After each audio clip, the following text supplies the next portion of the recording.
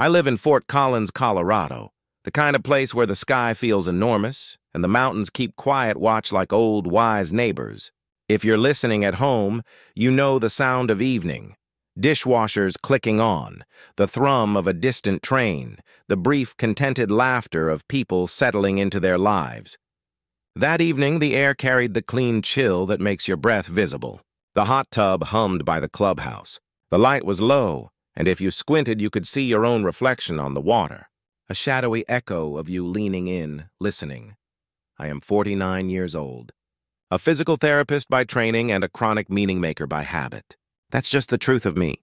I've spent 2 decades placing hands on people in careful, professional ways, guiding a shoulder into safer range, coaxing a hip to move like it once did, reminding an anxious patient to inhale through their nose and exhale through their mouth, and, when we finish, to drink water. Please, a full glass, and to go gently on themselves. If my tone sounds like your family doctor, it's because I've learned that care is a language, steady, clear, kind. And I suppose I grew fluent in it the hard way.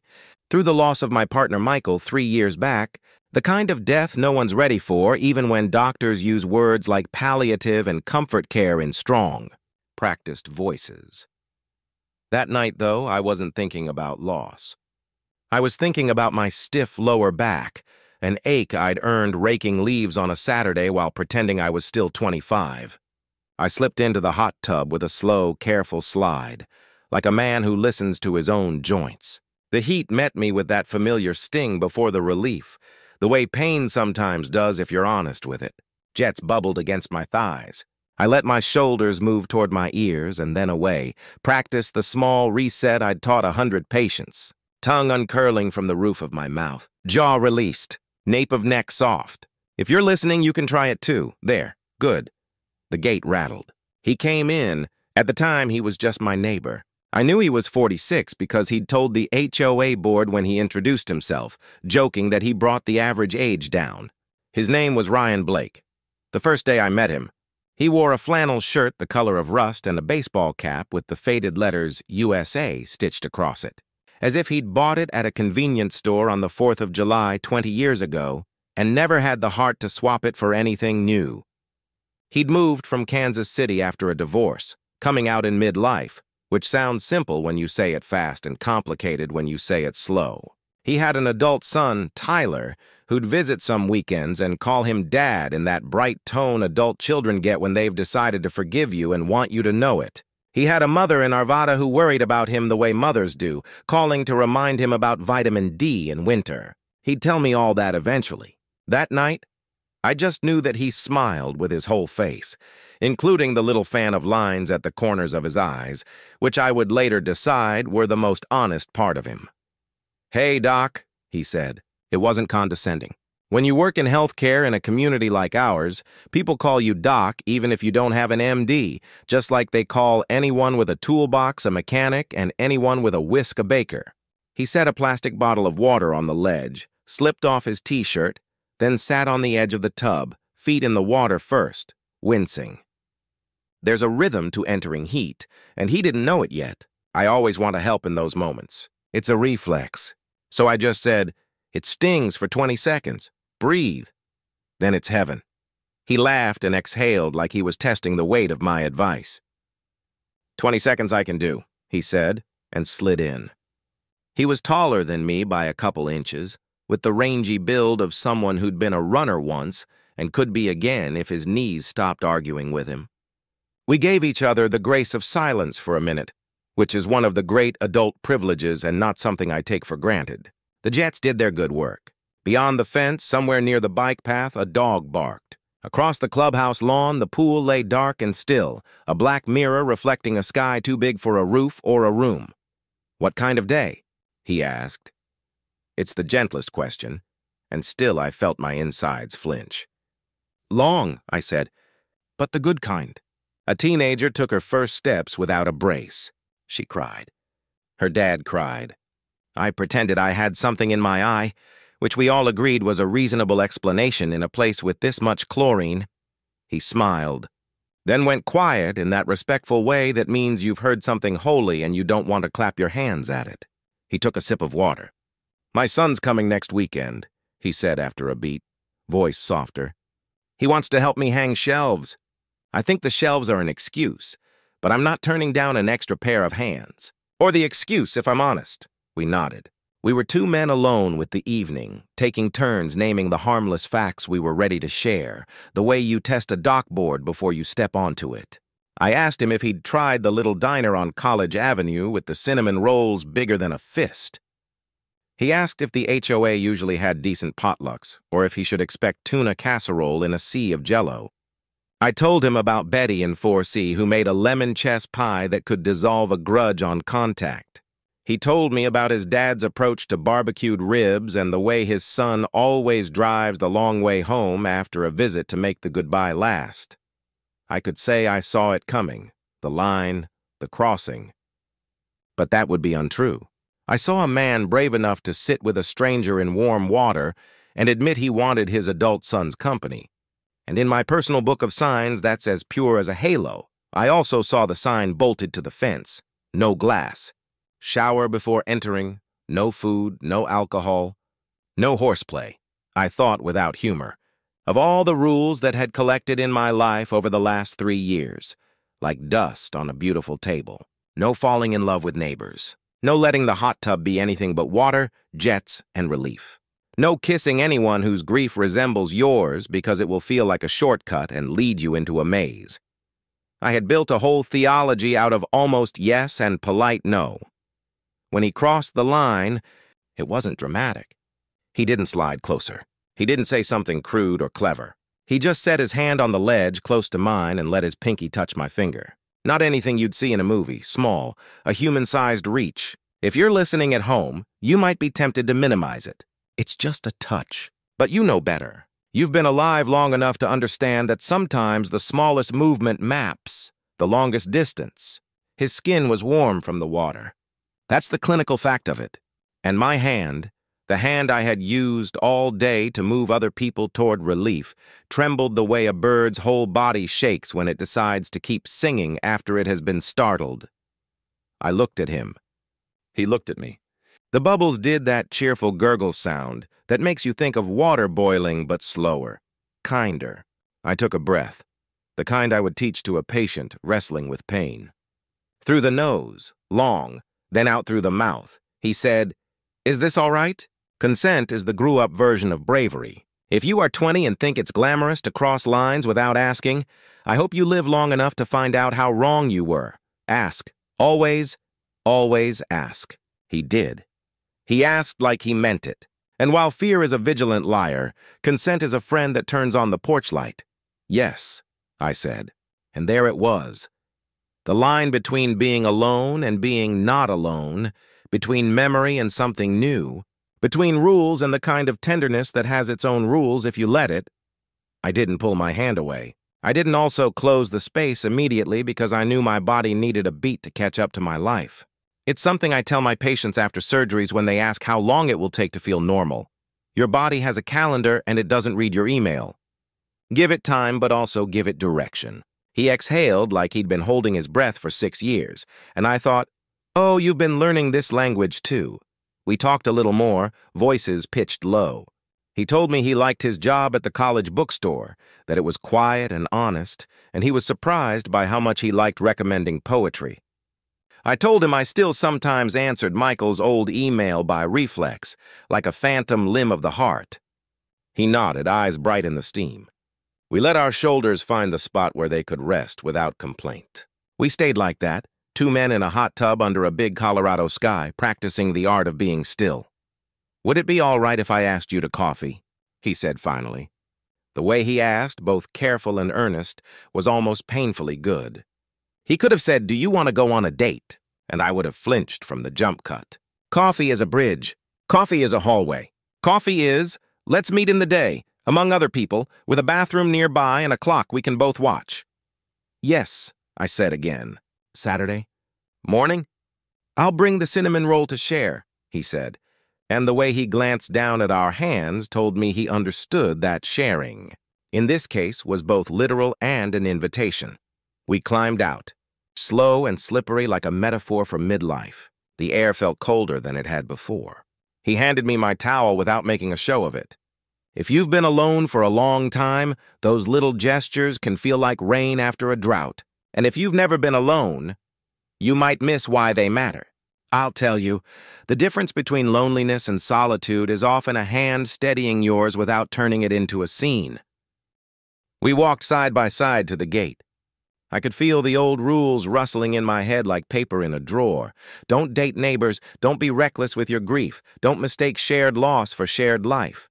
They weren't wrong rules. They were born from a place in me that wanted to keep me intact. And still, I pressed my palm to the metal gate, felt the cold bite of it, and thought, we can be intact and brave. "Good night, Doc," he said, then corrected himself. "Good night, Elliot." I stood there longer than necessary, hands in my pockets, heart doing its steady drum.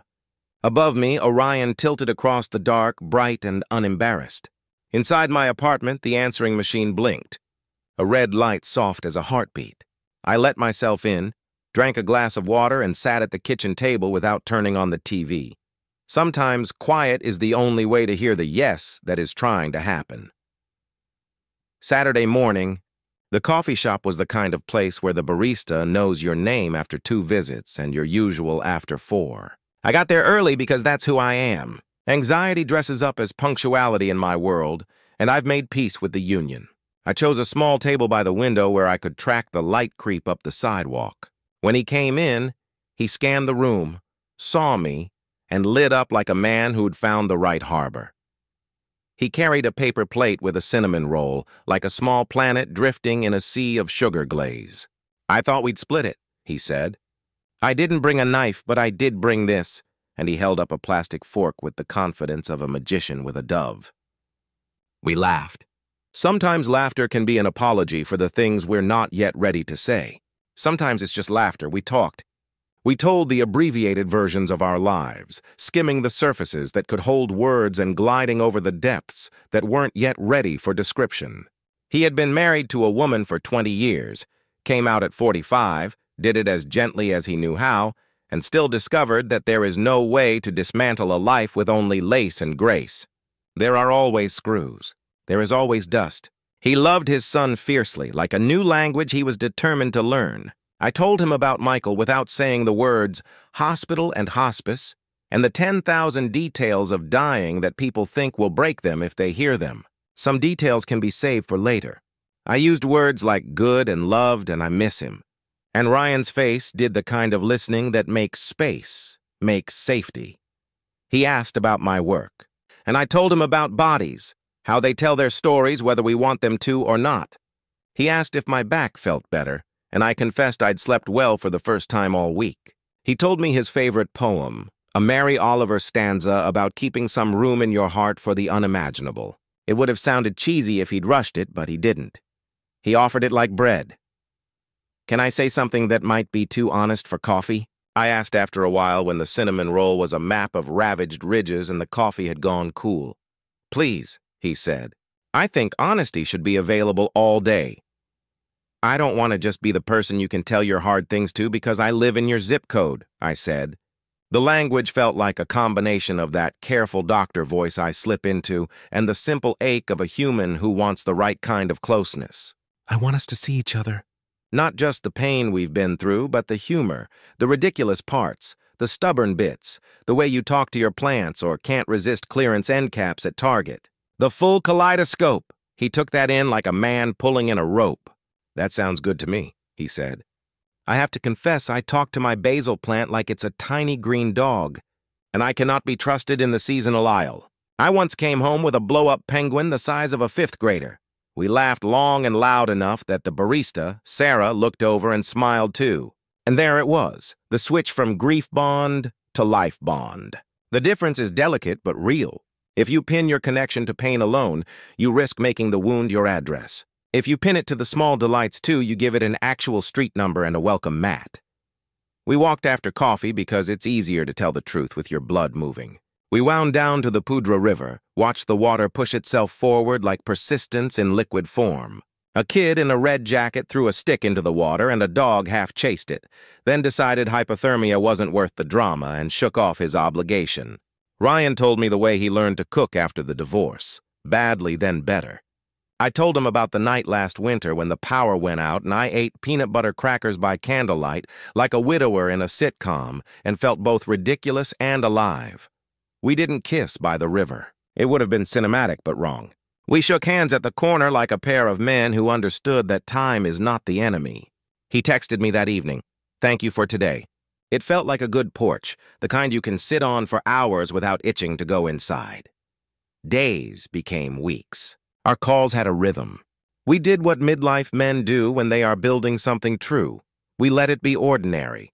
I brought him a jar opener shaped like a turtle because I noticed him fighting with a pickle jar and gritting his teeth about it. He brought me a weirdly excellent independent horror movie on DVD and insisted we watch it with the lights on and the blanket ready in case I wanted to hide.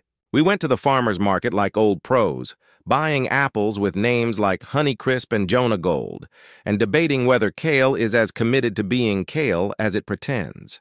We visited his mother in Arvada on a Sunday, brought her a blueberry muffin, sat in her living room that smelled like lemon pledge and the kind of love that keeps lists. She took my hand when I said goodbye, pressed it with hers as if to say, don't be elaborate, be here. Sometimes we did sit in the hot tub because water remembers. Once, after a long day, he eased in and closed his eyes for a minute. I let my foot nudge his under the water. He opened his eyes and smiled, tired and grateful. Hard day? I asked. Faculty meeting, he said. I think meetings were invented to make people appreciate silence. I listened, and when he ran out of words, I set a simple boundary that felt like care. It's okay to let that day end. Your body doesn't have to carry the weight of a room full of opinions, he nodded. You and your steady voice, he said.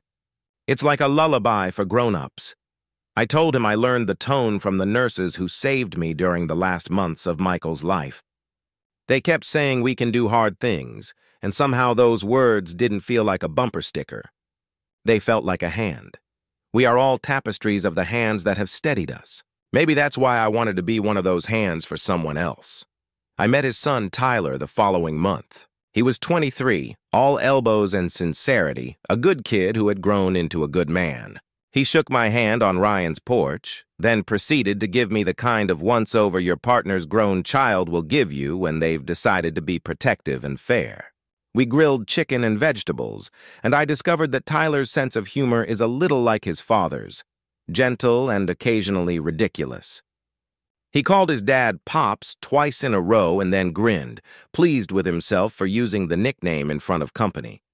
At the end of the night, when he was leaving, he hugged his dad in that full-bodied way that says both thanks and I'm trying. Then he hugged me too, quick but sincere. He texted me later, I like you for my dad.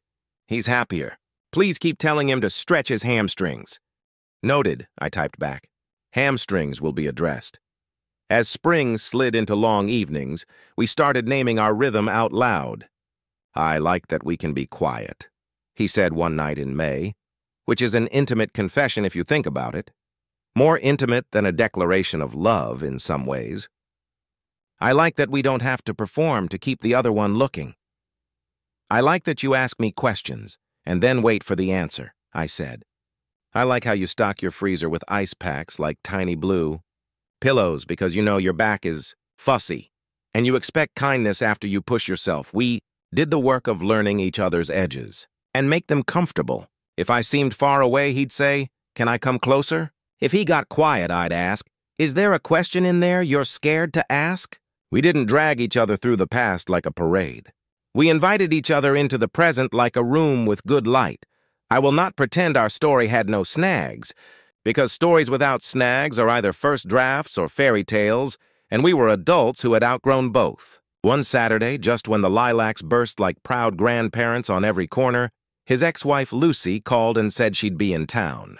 She wanted to see him, to talk about some paperwork and, more complicatedly, about how to be friends after a divorce that had been both careful and devastating. He told me about the call in my kitchen, each of us with a mug of tea steaming in our hands like anchors. I want to see her, he said.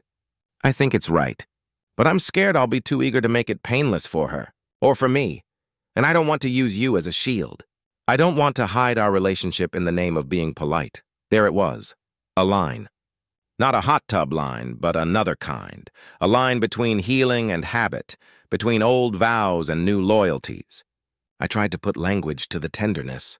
I trust you, I said, and I want you to have the conversations you need to have. If you want me to meet her at some point, I will.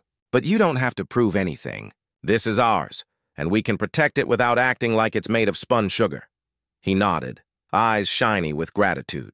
He squeezed my hand twice, our unspoken code for I'm here. The meeting went as well as those meetings can go. He came home tired and relieved, like a man who had set down a heavy box he had carried too long. He told me how they'd laughed about the time they tried to assemble a flat-pack dresser without instructions and found extra screws 3 hours later like regret. We were good, he said about his marriage, and the simplicity of that sentence broke something open in me. We can say that. We can honor the goodness even as we let go. It felt like a blessing and a lesson. Summer arrived in that Colorado way, suddenly with warmth that felt like generosity. We ate on patios with string lights and argued playfully about baseball teams we barely followed. He convinced me to try fly fishing, which looked elegant in movies and felt like a test of patience I didn't know I could pass. I went anyway, because love is not just agreeing on fillings for tacos. It's also continuing to learn for the sake of the person you're learning with. I showed him how to stretch his hips so he could sleep without waking in the night to curse his piriformis. He showed me the best place in the whole city to buy socks. I like that you care about good socks, I told him once. Sprawled on my couch, our feet propped like we were two kings of a weird, comfortable country. I'm convinced the right pair can change a day, Doc, he said, socks and sandwiches. The foundations of civilization. If you're listening at home and you're older than 60, you might be smiling. You know that this is the plot most days. The small mercies, the inside jokes, the brisk walks at dusk where you point out the house with the roaming cat that we pretend is ours. You know that love after 40 is less likely to be about fireworks and more likely to be about matches you strike together, lighting candles in rooms that used to be dim. But there were big moments, too. One evening, thunder showed off in the distance like a drum line, and we found ourselves at the hot tub again. No one else had braved the weather. He placed a hand on my knee. It wasn't the gasp of a first touch. It was that steady reminder, you are not alone. He looked at me with that earnest face I'd come to trust and asked, do you think we should call this what it is? What do you want to call it? I asked. Because as a clinician and a human, I've learned that naming should be collaborative.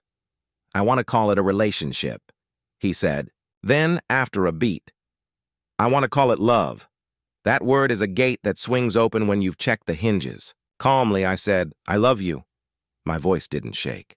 My heart did, but in the good way, like a dog at the door, thrilled to be let out into the yard. He leaned in, and we shared a kiss that tasted like rain teasing the air, a kiss that felt like coming home without a map. It was tender. It was unhurried. It was an answer. If you're imagining it, I promise we kept it human. No swelling orchestral music, no lightning striking at the perfect moment. Just two men in the hot tub, the weather arguing politely with itself, finding out what happens when you let your life line up with your hope. After we called it love, a different kind of care showed up. We told the people who needed to know. I told Betty from 4C and she hugged me like her own son had told her good news. He told Tyler, who grinned and said, about time. We told his mother, who put a hand over her heart and said, as long as he's kind to you. It was the simplest vetting, and still, it mattered the most. Kindness is the universal background check. We also told each other the things people should say when they plan to keep a life together. We talked about money, about sleep habits, about laundry preferences. We promised to say I'm sorry without adding a defiant, but we promised to work on our default settings. I told him my default is to withdraw into competence when I'm scared, to clean the kitchen like an apology. He told me his default is to get louder, to fill the air with jokes when he's worried he's said something wrong. We agreed to call these things out gently. He learned to put a hand on the counter and say, you don't have to earn your place by scrubbing. I learned to say, I love your humor. Also, we can leave a little room here. I stood next to him through a scary week in August when he had a health scare. Not dramatic, but enough to stir old ghosts. He'd had chest tightness at work that sent him to urgent care out of an abundance of caution. They did the tests. Everything came back okay. Still, you know how the body remembers. I sat with him on his couch that night, our knees touching, the TV murmuring something about a nature documentary we weren't really watching. I said, "If it comes up again, we get checked again." He nodded. I told him to put a hand on his chest and breathe into it, a technique I've taught anxious hearts 1,000 times. He did. We breathed together, counting quietly, the way you count with a child to help them sleep. It wasn't dramatic. It was care. If you're at home and your breath is shallow, you can try it too. One hand on your chest, one hand on your belly. Inhale for 4, hold for 2, exhale for 6. No gold stars. Just kindness to your body, the only one you've got. We took a trip in September, our first one together, to Santa Fe. The sky there is greedy with stars. We ate green chili on everything. We wandered an art market where we bought nothing because the buying wasn't the point. We stood in a small chapel where someone had carved a spiral staircase with such mysterious grace that even the tour guide surrendered to the word miracle. I watched his face soften in that chapel and I thought, we are both miracles. Two men who didn't give up on themselves. On the drive back, we argued about whether the song on the radio was better quiet or loud. We compromised at medium. Marriage preparation right there. The courage of good compromise.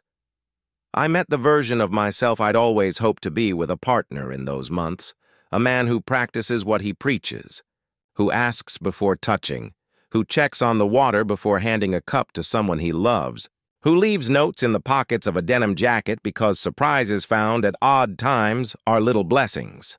Ryan met the version of himself he needed to be, a man who told the truth even when it would be simpler to distract, who let himself be held without treating it like a trick, who introduced me as his boyfriend at a staff cookout without choking on the word.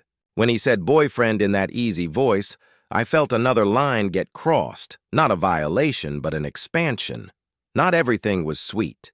There were hard nights that smelled like old arguments. One in October, we miscommunicated about time. He thought I was coming over after work. I thought he had an errand and we'd meet later. By 8, Hurt had set up camp in both our living rooms. It's embarrassing, even now, to describe how quickly a small misunderstanding can balloon into a story about respect and attention. We did the adult thing and met halfway, literally, in the parking lot by the mailboxes, the place where everyone's impatience eventually lands. He started with a joke. I interrupted with a sigh. The air got tight. Then, thank God for learned skills, I said, "Can we start over?" He nodded, shoulders dropping like I'd loosened a knot. We named our facts. We didn't adopt the voice of the attorney and the prosecutor. We didn't say always or never. We said, I felt and I thought, and next time. We agreed that next time we'd confirm with a text and an emoji. We hugged by the mailboxes like high schoolers in an after-school special, and I didn't care if Betty in 4C saw us. Love looks goofy sometimes. If you can't stand goofiness, love will starve in your house. Winter came. We got a little calendar and talked about holidays. Not the big flashy decisions alone, but the small logistics that make people crazy. Where we'd put the lights, whether to get a tree or go with garland and a tabletop plant that wouldn't set off the smoke alarm. How to shop for gifts without turning into algorithms. We decided to spend Christmas Eve at my place, just us. Simple dinner, then drive to Arvada on Christmas Day. We both wanted to go slow. There's a speed for everything, and this was ours. 1 week in December, the wind bit hard, and the hot tub felt like sanctuary again. We slipped into the water, a ritual by now. He put his hand on my arm, thumb just resting at the crease of my elbow, where your pulse runs like a small river. I thought of the first night, his pinky brushing mine. My throat went tight in the way it does when the past meets the present and the fuse of gratitude is lit. "You okay?" he asked, feeling the shift in me. "I am," I said, just remembering how tiny and brave we were. He nodded, eyes glossy in the steam, and for a minute we just listened to the water. "I was afraid to cross that line," he admitted. "I didn't want to make you uncomfortable. I didn't want to be another lesson you had to learn to survive. You weren't," I said. "You were a permission slip." We talked then, honestly, about lines. The lines between care and caretaking, between intimacy and dependence, between boundaries that protect and walls that imprison. "I think of boundaries like fences with gates," I said. "The gates swing. They're not locked, and we choose who we let in and how far. It's work, but it's good work, he grinned. You really are my steady voice, he said. You sound like my best doctor, the one who explained my blood pressure without making me feel like a walking risk. We made plans for New Year's. The kind of modest plans that make sense when you take care of your body and your heart. Soup. A good movie. Maybe a board game. We talked about the future like you talk about weather you trust. No forecasts trying to impress. Just an awareness of seasons and what they ask of you. On New Year's Eve, we kissed at midnight standing in my kitchen. Socks against cool tile. Pots clean in the drying rack like little trophies of domestic competence. We did not promise the next 50 years in a breathless voice. We promised the next morning and the day after that. We promised honesty, gentleness, to err on the side of generosity, to listen to each other like we were maps. When he put his arms around me and whispered, "I'm glad I crossed it," I knew exactly what he meant.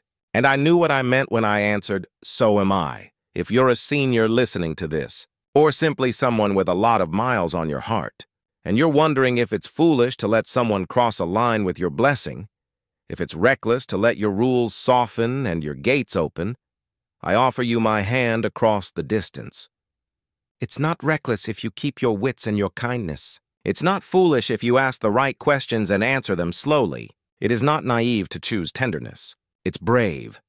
Sometimes the rule we need to retire is the one that protected us so well it forgot to stop protecting us. You can thank a rule for its service and put it gently in a drawer. If you're wondering when the time is right, here's the clinical advice from a man who helps people heal bodies and from a human who has sat with grief.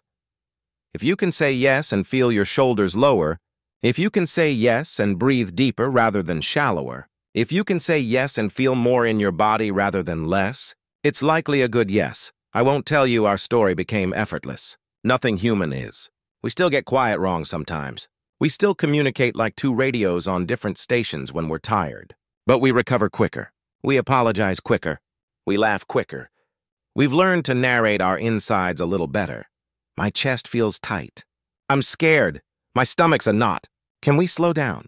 We still go to the hot tub some nights. The water hums the same song. The sign still insists no horseplay. We obey it, not because it's posted, but because we found a better kind of play, one that makes space for the whole person, one that treats the body like the beloved, one that leaves both of us warmer than we were when we sat down. Spring returns. It always does, even when you don't believe it will. We sit on his little patio sometimes and watch the neighborhood robin get bossy on the wet grass. We point out early tulips like neighbors peeking out of their curtains. We hold hands without fanfare. Once, leaning in the doorway with 2 mugs of tea steaming between us, he asked, "Do you ever think about moving in together?" He said it like a person who trusts the answer both ways. I took a breath. Not the kind you take to prepare for impact, but the kind you take before you look someone in the eye and choose to be changed. "Yes," I said. "I think about it. I'd like to keep thinking together." We talked about closets and calendars, about morning people and night owls, about what you can learn to live with and what you should never ask someone to quietly endure. We decided to take it slow the way you ease into a hot tub. Honesty first. Then warmth.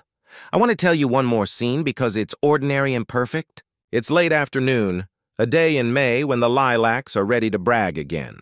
There's a knock on my door and it's Ryan with a Tupperware of chicken soup, a recipe his mother swears by, because I've come down with some small, making me annoyed kind of cold. He sets the container down, helps me sit on the couch, puts on the kettle, finds the good honey in the pantry without asking because he knows where I keep things now.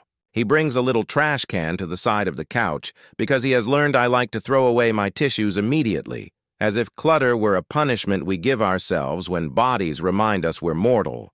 He sits on the edge of the couch, hand warm on my shin, and says, "I know you don't like to be fussed over." But this is not fuss. This is care. I lean back. Let him help. Let the soup be simple and miraculous and think. He crossed the line, and I let him. And because of that, we get soup. We get jokes about socks and the surprise of poetry. We get a son who texts memes and a mother who wraps us in her lemon-scented blessing. We get arguing in parking lots and apologizing by mailboxes and kissing at midnight like men who own their choices. We get to choose our boundaries on purpose, not out of fear. We get life. Not perfect, good. If you're listening to this, in your chair at home or in your car at a red light or in a bed that has felt too big for too long, and if your eyes sting a little, please be gentle with yourself. You are not behind. You are not broken. You are on time. And if you ever find yourself in warm water, under a big sky, with someone whose kindness feels like a porch light and their pinky touches yours, ask yourself the good questions. Answer them honestly. If yes shows up like a breath you can keep, you can let him cross. You can let yourself be met there. In the holy middle, where rules become choices, and choices become a life. Here's what I know now.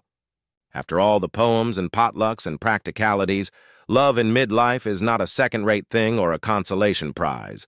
It's an original recipe you cook for the first time with someone who pays attention to the smell, the steam, the thirst. Love at our age demands we put down what we don't need, pick up what we do, and sit side by side while the water bubbles. It demands patience. It gives back presence. He crossed the line in the hot tub with a pinky and a question.